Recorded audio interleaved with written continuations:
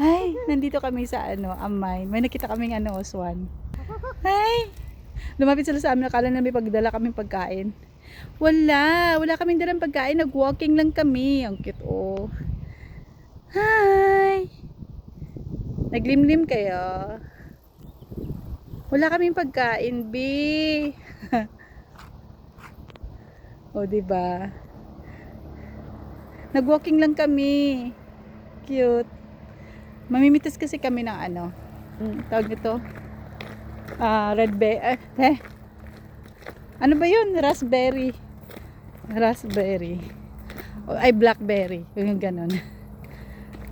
Naglalakad-lakad lang kami dito sa may Amay. Tapos pa sunset. Yun ang ganda ng ng araw. Yung parang na rainbow. Yan. Ang daanan namin. Ilan pa ba? 282 pa lang gang. Lakad kami. 2.8 pa lang na kilometers. 3K daw muna, tapos pabalik. Wala na dito yung wala na tayong mapipitas dito pa. Ganda, oh. Araw. Wala, may nakita kami dito. Nilagyan nila ng bakod. Electric fence. Ba't kaya nila sinarado to? Madamo lang yan dyan dati. Ngayon parang yung parang tinanggalan ng mga damo. Tapos nilagyan ng electric fence. Para saan kaya to? Baka siguro gawing pastulan ng mga kambing or kabayo. Yan, nandito na kami sa boundary na Schaffenburg. May na Schaff, tawid. May mga nagbabike din. Kagandahan dito kasi pinaganda na nila yung kalsada, asphalt na yung daanan. Lap 3, Masarap na yung 1427. tumakbo, masarap na rin magbike dito.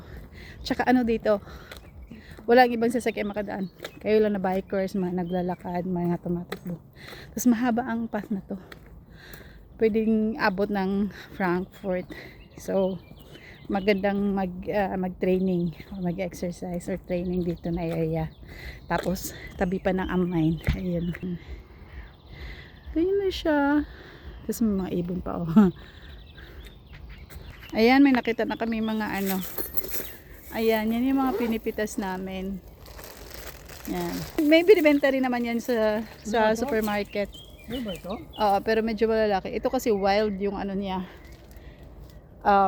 Pero iba itsura. Pero ito, yung parang maliliit. Pero wild kasi siya. Tsaka organic. Kusa lang siyang tumutubo. Parang na siyang damo dito sa area na to. Ganyan lang siya, oh. Yan. Yan, namimitas na si June.